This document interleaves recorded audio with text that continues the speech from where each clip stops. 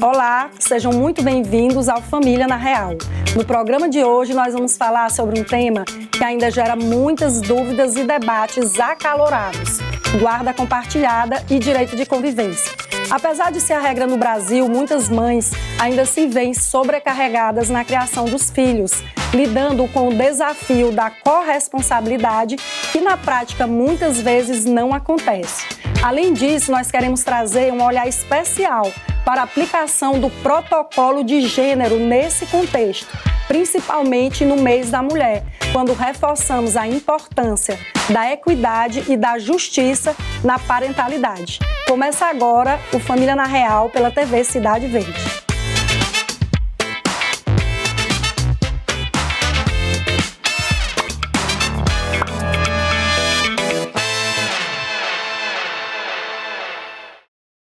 E para conduzir esse bate-papo comigo, tenho a honra de contar com a presença do meu colega e profissional competente, Dr. Elton Costa. Ele é servidor do TJ Maranhão, lotado na Vara de Família de Caxias, Maranhão, mestre em Direito de Gestão de Conflitos e especialista em Direito de Família e Sucessões, que estará ao meu lado no Família na Real a partir de hoje, na elucidação de alguns temas e trazendo reflexões importantes para essa discussão.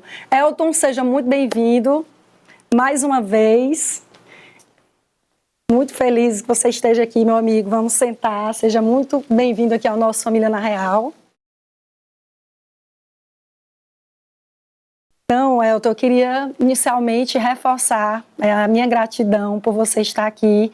Você que é parceiro de vários projetos meus, você que tem um trabalho muito lindo, muito importante nas suas redes sociais, no Instagram, e onde você já compartilha conosco muito dessa sua experiência prática lá como servidor do TJ. Então, o Elton é nosso convidado especial para ser nosso parceiro. Nós vamos aqui alternar entre convidados e um dia aqui com o Elton, né, 2 dias no mês, para nós justamente tratarmos desses temas que nós ali estamos todo dia na prática em nosso direito de família.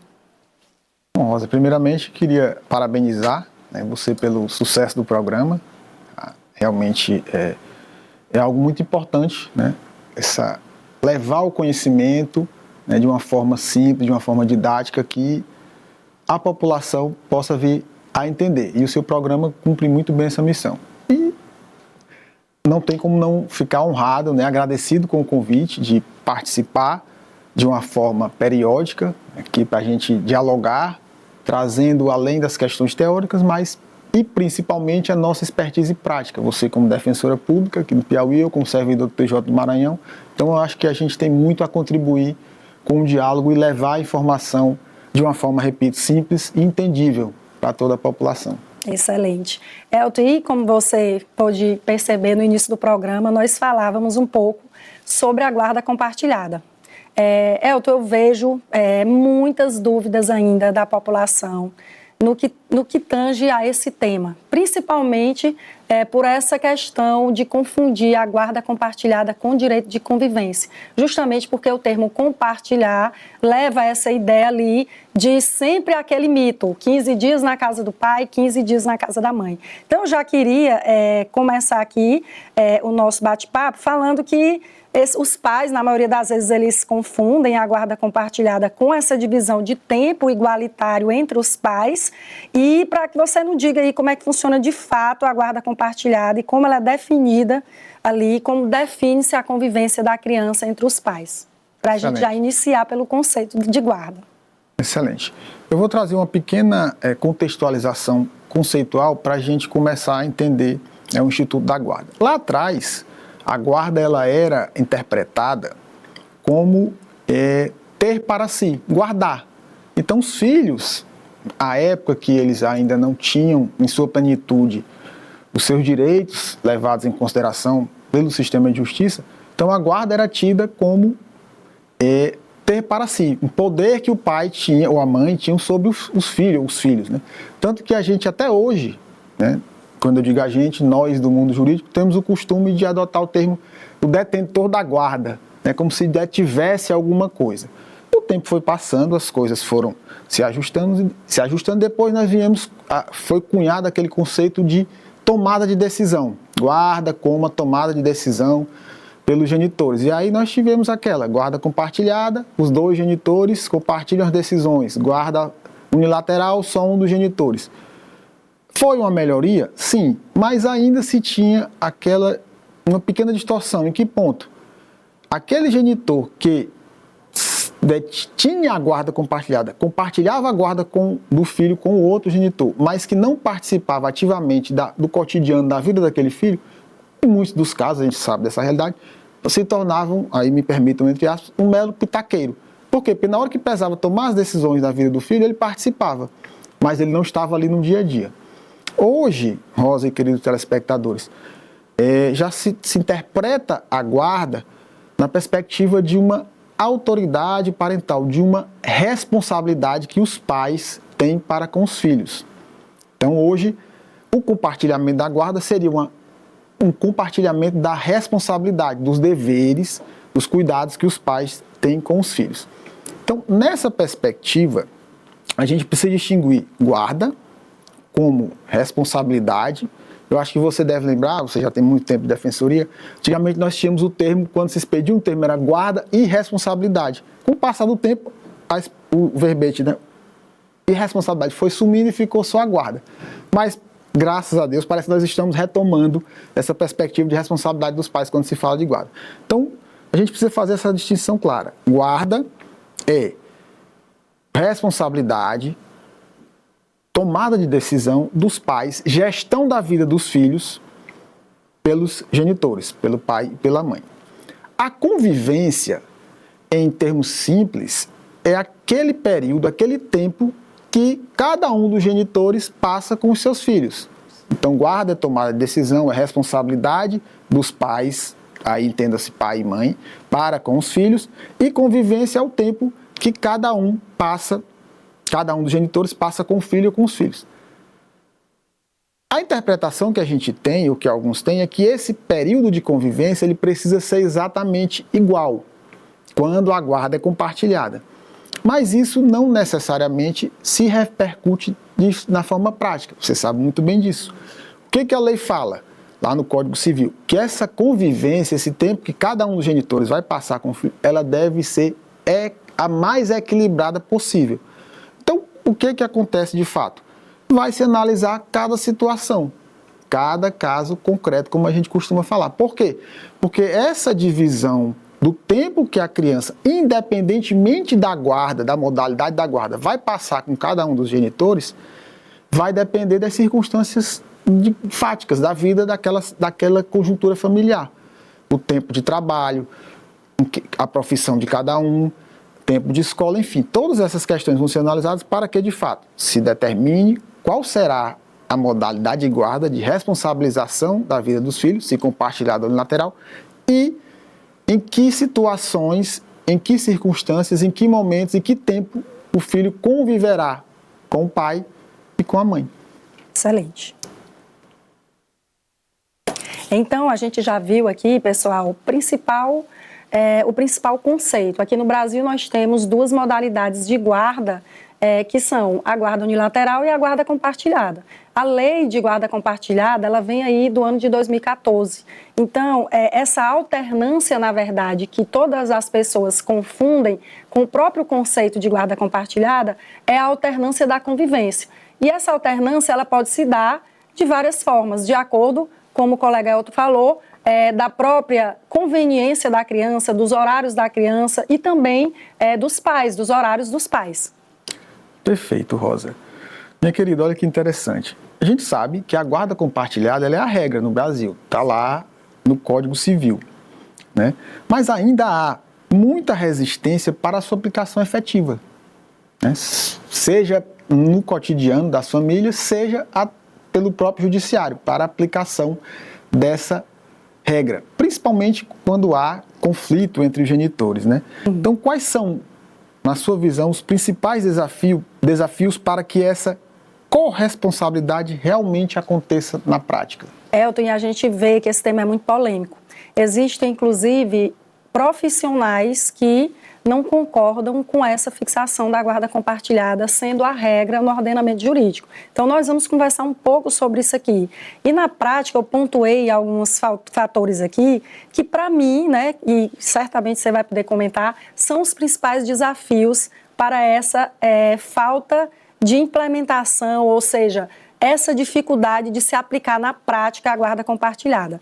Primeiro, a questão da falta de participação ativa dos pais.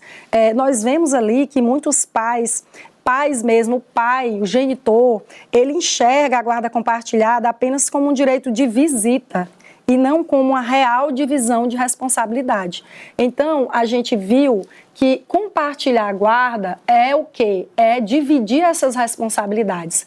Dividir essas responsabilidades, a gente vai ver que pode acontecer até o pai estando no Brasil e a mãe no Japão.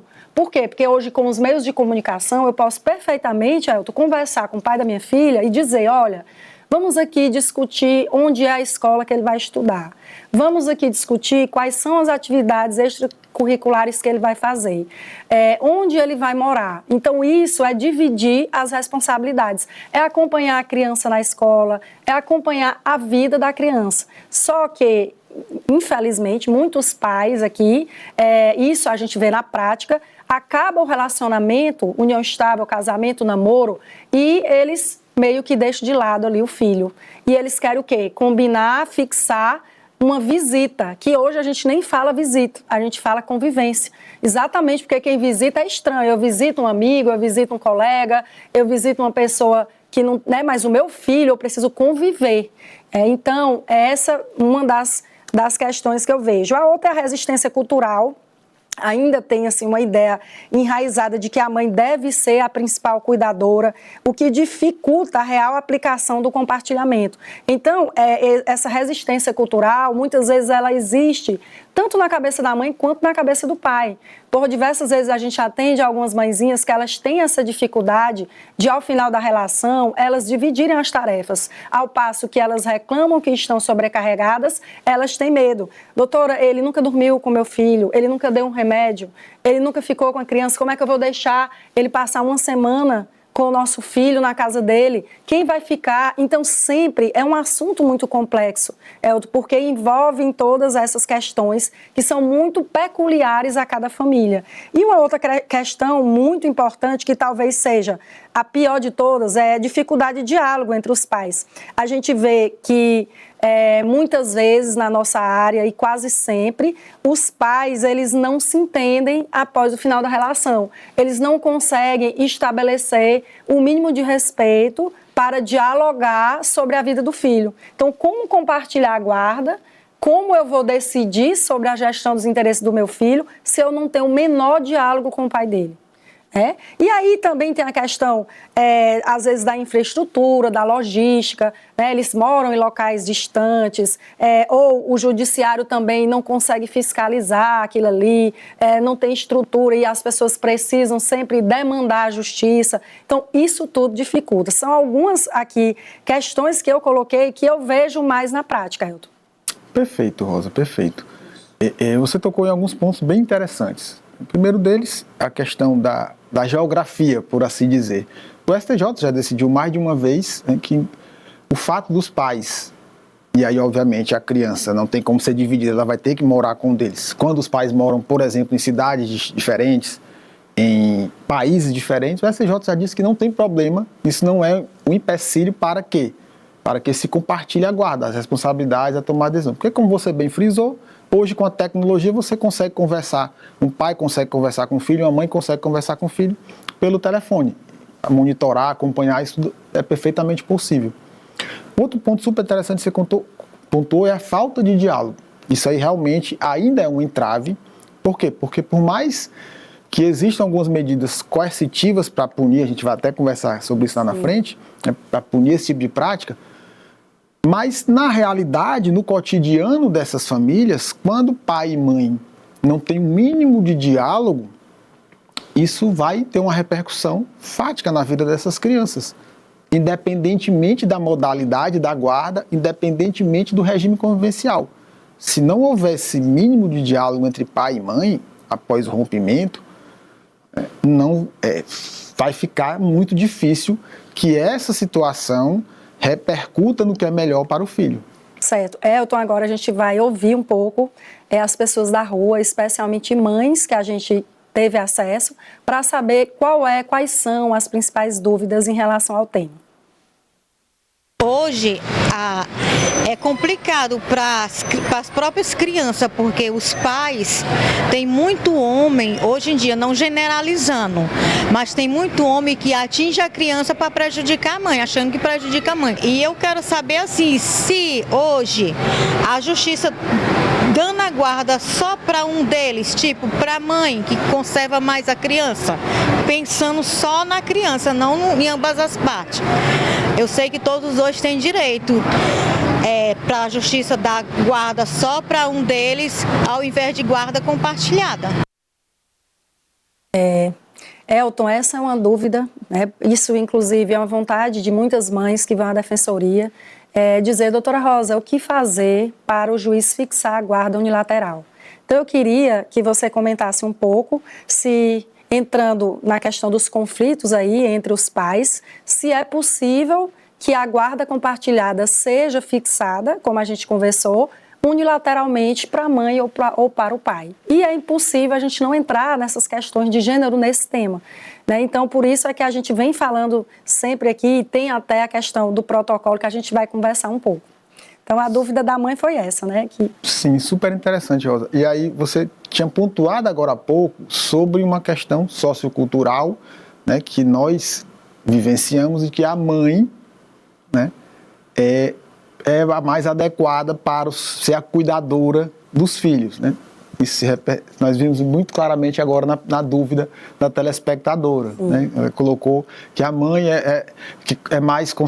consegue cuidar cultural, mais, né? Então, assim, é uma questão realmente cultural. E não tem como isso não repercutir no sistema de justiça. Isso acaba refletindo nos processos, nas decisões, etc. Então, o que é que o Código Civil fala em relação à guarda unilateral e guarda compartilhada? A regra, como você bem já apontou, é a guarda compartilhada, que ela pode ser excepcionada em 3 situações bem específicas.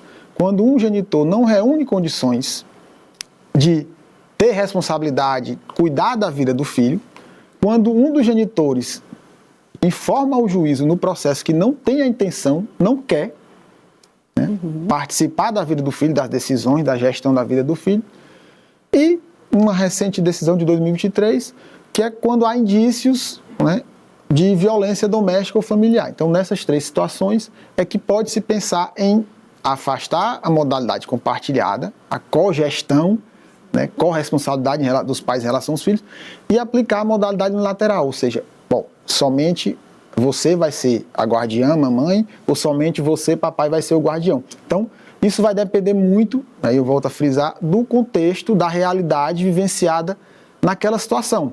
Por quê? Porque o que é o padrão convivencial para uma determinada família, e aí a gente tem que entender que o fato de haver uma separação de um casal não deixa de ser família, deixou de ser família através do casamento, mas ainda existe um relacionamento familiar por conta de um filho comum. Então, vai depender muito das circunstâncias. O que é que o juiz vai analisar de fato? Se for preciso aplicar a modalidade unilateral da guarda. Qual dos genitores, e aí a gente já começou a fazer essa distinção no sistema de justiça, saindo um pouco desse viés sociocultural de que a mãe é sempre a melhor opção para cuidar do filho, né? Hoje se analisa muito de fato quem realmente está mais apto a exercer os cuidados cotidianos daquela criança ou daquele adolescente, se a mãe ou se o pai. Então, respondendo objetivamente a telespectadora, vai depender muito da situação. Aquele parâmetro, aquele padrão de decisão, em caso de dúvida, sempre para o lado da mãe, já começou a ser revisto. E vai ser analisado sempre o que é melhor, como ela bem pontuou também, para aquele filho. Certo, então a gente fazendo um resumo aqui do que nós falamos nesse bloco, Elton, a regra no ordenamento jurídico é a guarda compartilhada.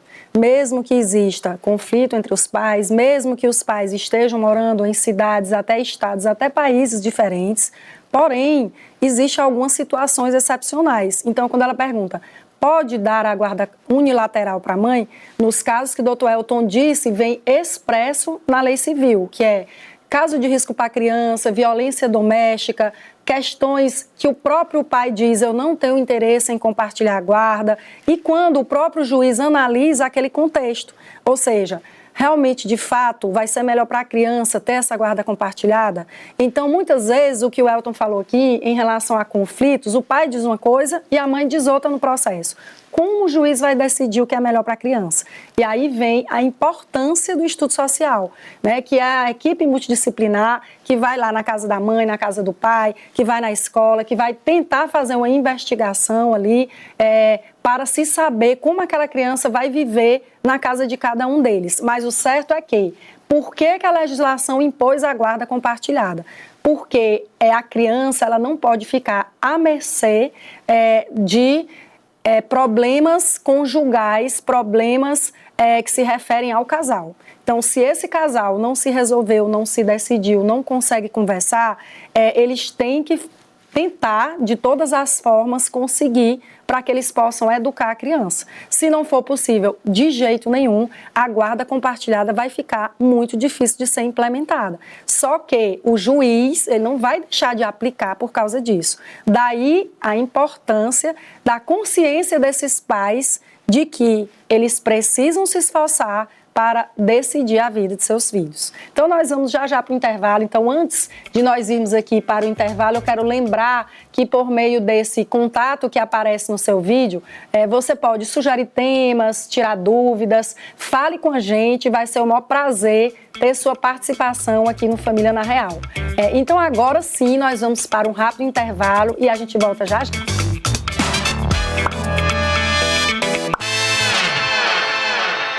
Estamos de volta com Família na Real, hoje falando sobre guarda compartilhada e direito de convivência. Comigo aqui o mestre em Direito e Gestão de Conflitos, especialista em Direito das Famílias e Sucessões, Dr. Elton Costa, que será meu parceiro em muitos programas a partir de hoje, mais uma vez, para abrir aqui as nossas perguntas e diversos temas importantes na área. Uma vez, se surgir alguma dúvida, você manda aqui para a gente responder e participar aqui do programa, trazer a participação da população. E Elton, agora nós vamos ouvir aqui novamente uma pessoa do povo, uma mãe, para trazer aqui para a gente quais são essas dúvidas principais para a gente tentar sanar hoje, de uma vez por todas, aqui no Família na Real, a diferença de guarda compartilhada, direito de convivência, para que não surja mais nenhuma dúvida. Eu tenho 2 filhos, me separei e nenhum dos pais do meu filho tem contato com meus filhos e eu sou cobrada por causa disso. Mesmo eu criando eles, o meu filho, a minha filha, meus pais tomaram de conta porque eu fui mãe muito nova. Mas se tivesse essa guarda compartilhada de uma forma justa, nem seria ruim para eles e nem para mim, seria justo, né? O que eu quero perguntar é como nós mulheres, com essa responsabilidade que a gente tem, porque o filho termina sempre sendo da mãe, né? Como a gente, com essa responsabilidade, para ter que tem uma divisão mais justa da responsabilidade do pai, não só financeiro, porque hoje em dia não é só o financeiro, tem um amoroso também, né? Tem a parte amorosa. Excelente pergunta, Rosa. Eu vou aproveitar o gancho dessa pergunta da telespectadora e te perguntar o seguinte. Nós estamos no mês da mulher, né? É importante falar sobre o impacto da guarda compartilhada na vida das mães. Muito bem pontuou a telespectadora. Muitas mães ainda acabam assumindo, né, como ela bem trouxe, praticamente todas as responsabilidades, mesmo quando a guarda é compartilhada, mesmo com a decisão judicial, né? Como a justiça, Rosa, tem lidado com essa realidade? De fato, Elton, o que a gente vê mais são mães sobrecarregadas, como essa telespectadora, dizendo, olha, o juiz fixou a guarda compartilhada, muitas vezes as partes não compreendem o que é a guarda compartilhada, que é o que nós estamos tentando elucidar aqui no programa de uma vez por todas, e não existe essa decisão de ambos os pais, por vários motivos que nós já conversamos aqui. Mas a justiça, ela tem sido sensível, sim, principalmente através do protocolo, a gente vai conversar mais sobre isso. A justiça tem sido sensível no sentido de reconhecer o contexto de cada família. Essa mulher, ela deixou de trabalhar para cuidar da criança? Essa mulher, ela tem uma filha, um filho que tem alguma questão de saúde, especial, que ela precisa se dedicar mais ainda aos filhos do que o pai.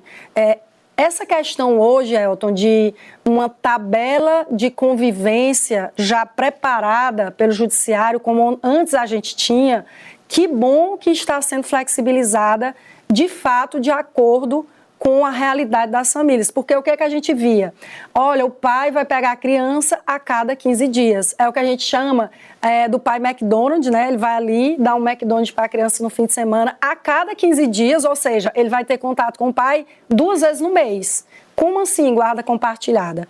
Compartilhar não é decidir, não é resolver a vida do filho. Durante a semana, ele não está acompanhando as tarefas do filho, ele não está acompanhando a realidade do filho, da mãe. A criança cai dentro de casa, a mãe tem que sair do trabalho, muitas vezes, para levar a criança no hospital, né? A mãe tem um problema na escola, quem é que a professora chama?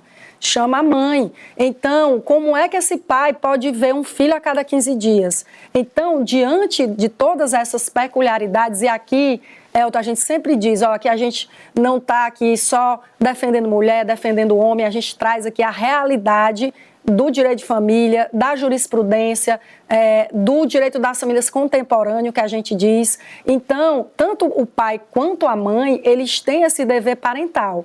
A gente chama, inclusive, o poder familiar. Acabou o relacionamento, o poder familiar do pai e o poder familiar da mãe, por hora ainda não mudou, não é, Elton? Estão preservados. Portanto, ambos têm o direito e o dever de opinar na vida do filho. Então, os juízes têm sido mais sensíveis, tanto em relação à fixação da pensão, como em relação à própria fixação da guarda e do direito de convivência. Você tem lá em Caxias, eu pego algumas decisões inovadoras nesse sentido, de juiz que já tem decidido dessa forma. Você tem tido acesso a essas decisões? Sim, Rosa. A gente já conversou, inclusive, na minha última participação aqui, que Caxias é sempre vanguardista. Sim. E nós temos algumas decisões já nesse sentido, de buscar equilibrar da forma mais adequada possível. A gente já trabalha nessa perspectiva lá. Inclusive, eu acho que boa parte do judiciário brasileiro já está, como você bem pontuou, tendo essa visão, saindo daquele padrão, daquela formatação de regime convivencial padronizada de 15 em 15 dias, pega na sexta, no final da escola e devolve no domingo de manhã ou na segunda deixa na escola. Então, assim, hoje o judiciário já está mais atento a isso, já está levando em consideração as peculiaridades de cada situação. Para quê? Para que as decisões reflitam o que de fato é melhor, para aquele arranjo familiar e principalmente para os filhos. E aí, eu aproveito para a gente falar um pouco desse protocolo que eu tenho falado aqui desde o início. É importante que a população conheça essa questão da obrigatoriedade, inclusive, da aplicação do protocolo sob perspectiva de gênero. Como é que ele tem sido aplicado ali na disputa da guarda, do direito de convivência? Como é que ele tem vindo aí para proteger as mulheres contra essas possíveis desigualdades e violências que essa mãe, por exemplo, colocou aqui? Eu me sinto sobrecarregada. Será se o juiz poderá dar a guarda unilateral para mim? Será se essa é a solução? Então, o protocolo vem dizer isso, porque, como eu disse, eu estou reclamando que estou sobrecarregada e eu quero a guarda unilateral, entendeu? Perfeito. É um contrassenso. Isso. Acaba se tornando algo contraditório. Olha só para exemplificar isso que você está nos trazendo, eu me lembro que há alguns anos eu conduzia uma das audiências da unidade e a mãe, ela abre aspas, mais ou menos isso, ela disse, olha, eu até abro mão, eu até aceito diminuir o valor da pensão, se esse pai passar a conviver mais com o filho. Fecha aspas, faz alguma coisa nesse sentido. Então, vamos lá. O protocolo, Rosa, ele foi editado pelo CNJ em 2021 e a intenção dele é, se não acabar, mas pelo menos minimizar essas distorções socioculturais que a gente sabe que existe, né? Principalmente aqui na nossa região, Piauí, Maranhão, região Nordeste, onde tem uma questão cultural muito forte de ainda aquele padrão do homem provedor, a mãe cuidadora. Então isso acaba repercutindo quando do rompimento dessas relações, né, conjugalidade, enfim, isso acaba repercutindo nos processos judiciais. Então o protocolo veio para dizer, olha, atenção, quando a gente for julgar questões que envolvam gênero, vamos prestar atenção, né, vamos tomar cuidado, vamos lançar um olhar mais apurado sobre isso. Em 2022 veio uma recomendação do CNJ para que os juízos, né, os órgãos do Poder Judiciário, atentem, sempre que houver um processo, acenda a luzinha vermelha e preste atenção, faça esse recorte para a perspectiva de gênero na hora de julgar. E mais recentemente, em 2023, veio uma resolução do CNJ impondo aos tribunais que capacitem magistrados e magistradas em questão de gênero, de sexo, enfim, nessa perspectiva para aprimorar o conhecimento. Alguns tribunais já adotaram, o do Maranhão, como sempre, na vanguarda, tem muitos cursos sobre a temática, os magistrados e magistradas já estão bem preparados sobre isso. Mas, aí eu queria fazer aqui um apelo, né, para os advogados e advogadas que estão nos assistindo. Sempre que houver o relato do seu cliente de que existe alguma desigualdade, alguma vulnerabilidade por parte dessa mãe, naquele contexto fático, a gente não vai sair generalizando, porque tem um homem e uma mulher ali na disputa de um processo, vai se aplicar o protocolo em qualquer situação. Não é bem assim. É quando se verificar que há alguma disparidade, alguma vulnerabilidade. E aí a gente volta para o nosso contexto sociocultural, isso acontece muito. Sim. O homem provedor, a mãe cuidadora, na hora que rompe, a mãe fica com as crianças e sem amparo algum. Então, nessa perspectiva, o advogado deveria colocar lá, abrir um tópico já no começo. Atenção, julgador, preste atenção no protocolo. Dê uma olhadinha porque aqui tem isso, isso e isso que demonstra que há uma desigualdade, uma disparidade. E aí a luzinha vai ser acesa e o olhar do julgador vai se debruçar sobre essa questão de gênero para a aplicação do protocolo na hora das decisões. Exato, ou seja, os juízes, eles são provocados pela defensoria, pelos advogados. Então, nós precisamos estar sempre ali, nós profissionais, Elton, ali, provocando o judiciário, trazendo o protocolo, já tem aplicação obrigatória. E os juízes, por outro lado, como você disse, não é, Elton, estão ali se capacitando, promotores, para que juntos nós possamos trazer esse direito das famílias mais justo, né, mais iguais, né, ali, para as partes, né? Perfeito, Rosa. Exato. Olha só, quando a gente fala, Rosa, de guarda compartilhada e divisão de responsabilidades, a gente vem trazendo, né, essa temática de decisões, de responsabilidades, a pensão alimentícia muitas vezes é um ponto de conflito, né? Compartilhamento de guarda tem repercussão na pensão alimentícia, no valor. Ainda vemos casos de mães que criam os filhos praticamente sozinhos, como uma telespectadora que trouxe. Isso. Recebendo valores irrisórios. Então, às vezes, a guarda é compartilhada, mas, de fato, é aquela mãe quem cria sozinha e a pensão não dá conta, né? Não dá conta de ajudar, de fato, né, como deveria no sustento desse filho. O que pode ser feito nessa perspectiva para garantir uma pensão mais justa? Excelente, Elton. E aí nós trouxemos esse tema, pensão alimentícia, para o nosso bate-papo, porque o protocolo ele também vem aí nos ajudar a trazer mais justiça e mais equidade entre as partes.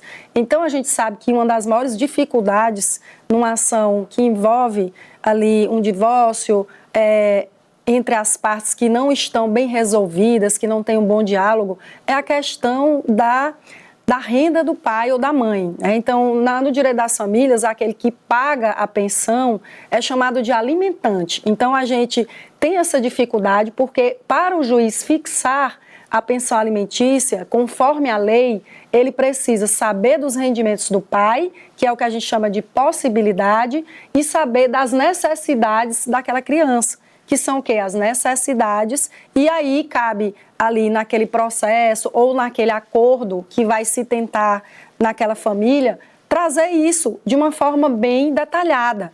Olha, a criança, ela gasta R$ 1.500 por mês entre escola, entre saúde, entre lazer, porque a gente sabe, meus telespectadores queridos do Família na Real, por favor, pensão alimentícia não é só alimentos, não é só comida, é tudo isso que eu estou dizendo.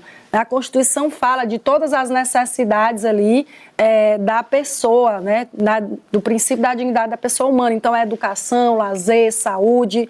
Então, tudo isso, a mãe que está com a criança, ou o pai que estão ali morando com a criança, eles já estão, de certa forma, sustentando a criança. Então, se a criança mora comigo, eu gasto luz, eu gasto água, eu gasto internet, porque ninguém vive mais sem internet, né? Eu tenho ali, se for um aluguel de um apartamento, de uma casa, tudo isso tem que ser levado em consideração.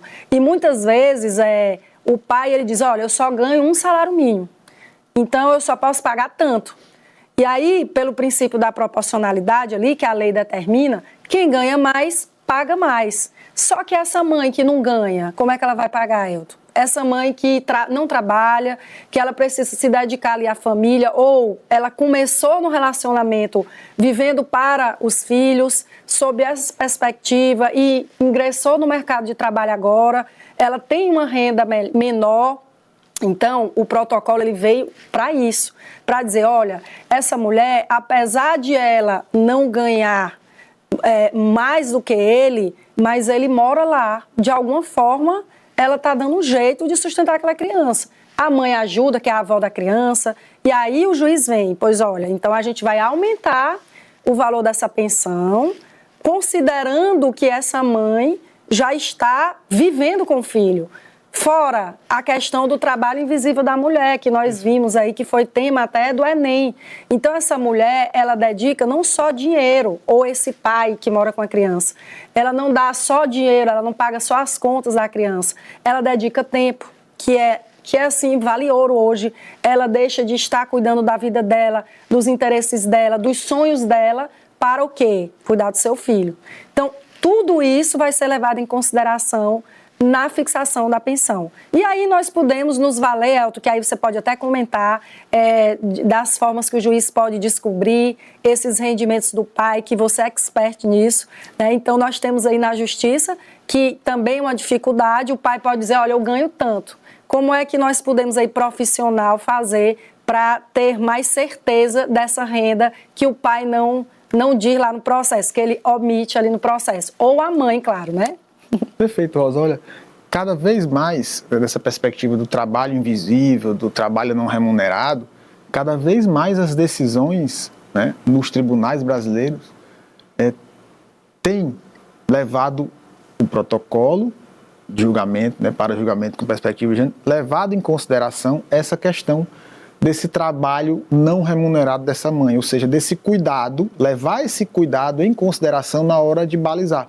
Nós tivemos recentemente, está inclusive em sede de apelação, tá, uma decisão lá em Caxias, onde os dois, pai e mãe, tinham renda, e aí foi aplicada a proporcionalidade, ou seja, ela tinha que entrar em alguma medida com a parte dela, mas foi levado em consideração esse cuidado diário, cotidiano, que essa mãe tinha com esse filho na hora de fazer esse cálculo. Então, obviamente o pai, né, depois da decisão, apelou ao tribunal, nós estamos esperando para ver qual é a decisão. Mas se o tribunal levar em consideração o que vem acontecendo nos outros tribunais, a tendência é que essa decisão seja mantida.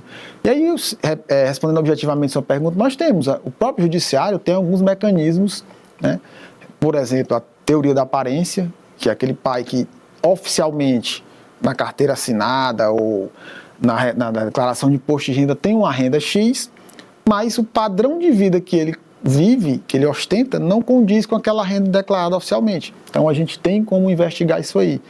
Tem alguns sistemas do próprio judiciário, como Sisbajude, Sniper, Renajude, Infojude, que a gente tem como mapear, tá, essa renda extra né, que esse pai não declara, não passa pelos meios oficiais, e aí sim, se achar de fato a real capacidade, a real possibilidade de pagamento dele, né, na hora de fixar o valor da pensão alimentícia. Excelente, até a gente continua já já. A gente vai para um rápido intervalo, mas a gente volta já já. Fique aí.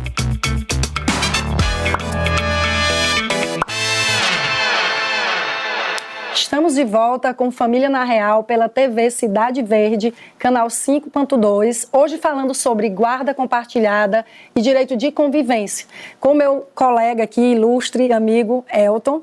E Elton, a gente vai aqui continuar um pouco sobre esse tema, agora falando sobre a questão da responsabilidade. A gente sabe que muitas vezes aquela mãe que chega na defensoria, ou aquele pai que tem ali um direito de convivência que já foi fixado, o que é que pode acontecer se esse pai não cumprir o que está ali na decisão judicial? Exemplo, o pai vai ter que pegar a criança todos os finais de semana para conviver com o seu filho, mas ele não cumpre. Ele deixa de pegar a criança. É só o que a gente vê, são essas dúvidas lá na nossa prática. Perfeito, Rosa. E aí eu vou te responder de uma forma bem objetiva e de uma forma bem a mais didática possível para os nossos telespectadores. Isso realmente é uma realidade, a gente vivencia isso, né, no sistema de justiça. E aí não vamos entrar nesse momento na questão de que até que ponto essa convivência forçada dessa criança com esse pai reflete o que é melhor para a criança. Mas, de forma objetiva, quando o pai começa a descumprir, o que é que, em regra, os juízes fazem? Aplicação de multa.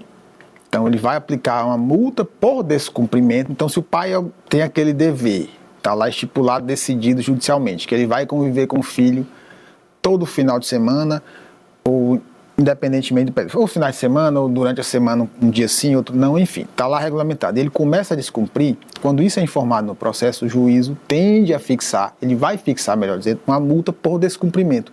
E aí essa multa, ela tem que achar um ponto de equilíbrio. Ela não pode ser algo impagável, e também não pode ser algo muito baixo. Por quê? Porque ela precisa alcançar o caráter pedagógico, que é o quê? Fazer com que esse pai, eu preciso obedecer essa convivência. Se eu não consigo, que eu vá buscar o judiciário para revisar. Mas essa decisão ela tem que ser cumprida. Tá? Sim. E em casos mais extremos, o fato de pode-se chegar, se esse comportamento de descumprimento for reiterado, eu já vi casos do pai, mesmo com a multa, ele paga a multa, mas não cumpre. Né? Então isso aí é outra história, vai ser feito um estudo, etc., por que isso não é cumprido. Mas já é bastante comum também no nosso judiciário a questão do abandono afetivo. E aí, se esse descumprimento começa a ser reiterado e essa multa já não está mais fazendo efeito, vai se analisar até que ponto essa ausência de convívio desse pai está repercutindo na saúde emocional, psicológica desse filho. E aí o judiciário pode, nós já temos decisões de 50 mil, de 100 mil, cobrar desse pai, né? Condenar esse pai a uma indenização por abandono afetivo. E é importante que a gente diga aqui, hein, Elton, que o judiciário ele vai sempre, como eu falei ali, nós profissionais que temos que trazer, e muitas vezes eu até discuto ali com essa mãe que vai reclamar, ela diz, doutora, ele não está cumprindo o seu direito de convivência. Será se vale a pena a gente condicionar essa convivência ao pagamento de um valor? Né? Porque o juiz ele vai fixar a multa, mas eu vou ter que pedir, eu como profissional, eu vou ter que informar nos autos o descumprimento dessa convivência. Então, aí, a partir dessa informação, é que eu vou dizer, olha, eu vou pedir uma multa por descumprimento dessa convivência, ou simplesmente, se for uma situação que nós precisamos encaixar ali no abandono afetivo, se a gente pode pedir uma indenização para que as pessoas não achem que sempre vai acontecer isso. Porque existe uma discussão muito grande aí na nossa área de que nenhum profissional, seja juiz, promotor, defensor, vai ensinar um pai ou uma mãe a amar um filho, não é isso? Então, o amor, ele vem com a convivência. Agora, o dever de cuidado é diferente. Então, quando existe hoje, na prática familiarista, esse pedido de multas, é exatamente pelo dever de cuidado. Então, da mesma forma que a mãe, ela tem esse dever de cuidado após o final da relação, o pai ele precisa também ter essa consciência do seu dever de cuidado. Mas lembrando que é algo ainda muito novo na nossa área, existe uma resistência muito grande, inclusive dos próprios juízes, em aplicar essa multa. Justamente por dizer, será se eu vou ter que condicionar a convivência desse pai? Então, as outras medidas, ou afastar de vez, né, que vai ser, às vezes, um prêmio para esse pai, mas, infelizmente, são situações dificílimas e muito complexas que a gente enfrenta aí em nossa área de direito das famílias. E nós vamos construindo essas decisões, a jurisprudência de acordo com os nossos pedidos e contextualizando conforme as famílias no nosso dia a dia. Excelente, Rosa. E aí, fazendo um gancho nessa questão do abandono, né, das informações no processo, a gente vai falar um pouquinho agora da alienação parental, que é um tema polêmico, né, e muitas vezes ele é usado, os atos de alienação, suscitar a alienação parental, ele é usado de forma deturpada, para descredibilizar, né, os relatos da mãe sobre violência doméstica. Isso. Isso às vezes a gente sabe na experiência que isso acontece. Como, Rosa, diferenciar um caso real de alienação parental de um contexto de violência em que a mulher busca proteger a criança? Pois é, e Elton, eu quero depois trazer aqui para o programa um dia só para a gente falar sobre esse tema, que é um tema muito polêmico, um tema muito sensível, delicado. Então aqui é apenas uma ideia que nós vamos ter. Acredito que você, telespectador, já ouviu falar nesse termo de alienação parental. Então muitas vezes o pai ou a mãe, ao final da relação ou durante a relação, ele tenta de alguma forma desqualificar o outro pai ou a outra mãe para comprometer os vínculos daquela criança com o genitor. Então, de alguma forma, com várias ações que a própria lei de alienação parental ela coloca em seu texto, juntando aquilo ali, você pode ter situações de alienação parental. Mas é importante que se diga que hoje se banalizou muito esse termo, tanto as pessoas da sociedade como alguns profissionais, em achar que tudo pode ser alienação parental. E isso muitas vezes atrapalha dentro do processo. Então, uma questão de alienação parental é gravíssima, você tem que provocar dentro do processo, você tem que provar, você tem que entrar ali com um pedido dentro da ação de divórcio, por exemplo, ou uma ação fora do processo, mas isso tem que ser comprovado. O fato ali de em alguma situação, o pai falar isso da mãe, ou a mãe falar isso do pai, ou um fim de semana isolado, a mãe dizer, olha, esse fim de semana que era do pai, ele não vai mais sair com você, porque eu vou levar ele ali no aniversário. Isso pode parecer um ato de alienação parental. No momento ali, pode. Então, é preciso observar.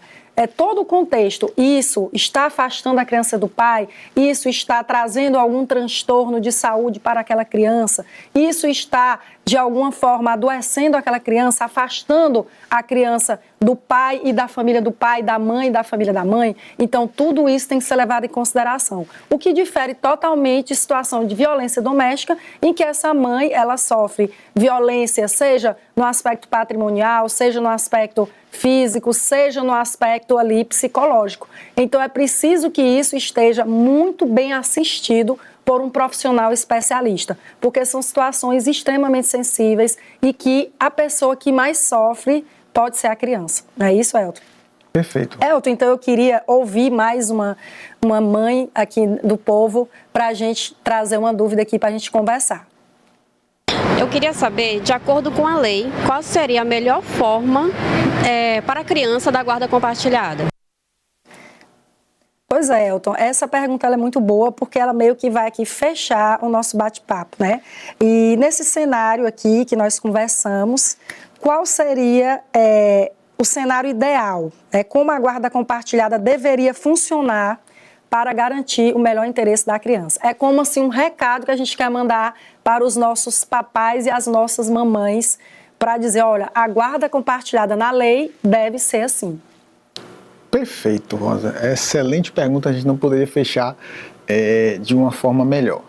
Então, como a gente já falou, a regra está lá na lei, salvo algumas exceções, é a guarda compartilhada, ou seja, a cogestão, o compartilhamento dos deveres, das responsabilidades, das tomadas de decisões do cotidiano.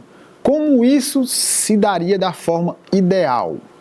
Bom, que esses pais, e aí tendo pais como pai e mãe, tá, tenham de uma forma mínima um diálogo saudável, e aqui ninguém está dizendo que tem que gostar um do outro, tem que serem melhores amigos, mas que nas questões relacionadas aos filhos, tá, quando existe essa guarda compartilhada, as questões sejam dialogadas da forma minimamente saudável, visando sempre o melhor interesse do filho. E para que essa guarda compartilhada reflita o que é melhor de fato para esse filho, que o cotidiano, quanto mais a guarda compartilhada e o regime convivencial se entrelaçarem, ou seja, independentemente de com quem a criança mora, mas que o convívio com o lado da mãe e com o lado do pai, aí a gente inclui inclusive a família extensa, avós, tios, esse convívio familiar e comunitário se dê da forma mais equilibrada para aquele contexto, respeitando sempre as peculiaridades, as necessidades daquela criança. Então, quanto mais equilibrado for o cotidiano desse filho com o lado da mãe e com o lado do pai, a gente está, de fato, materializando o escopo, né, a finalidade da guarda compartilhada, quando ela foi pensada lá atrás, que é fazer com que o filho sinta o mínimo possível a separação dos pais. Então, quando os pais estão juntos, o cotidiano é compartilhado, um vai deixar, um vai buscar, um vai para o futebol, um leva para a escola. O que a guarda compartilhada quer que aconteça de fato? Que isso, mesmo com a ruptura dos pais, aconteça da forma mais equilibrada possível, ou seja, que o filho conviva tanto com um lado quanto com o outro. E para finalizar, muitas vezes a gente precisa mudar o comportamento, mudar de perspectiva, mudar o hábito.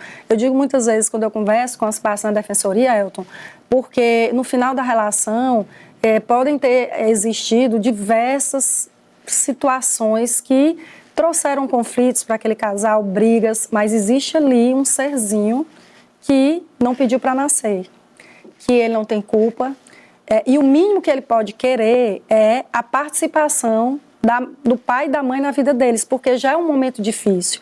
Divórcio, o afastamento dos pais, briga, um falando mal do outro, literalmente aquele quebra-pau, e a criança muitas vezes ali no meio. Então, eu digo muito, vamos melhorar essa comunicação.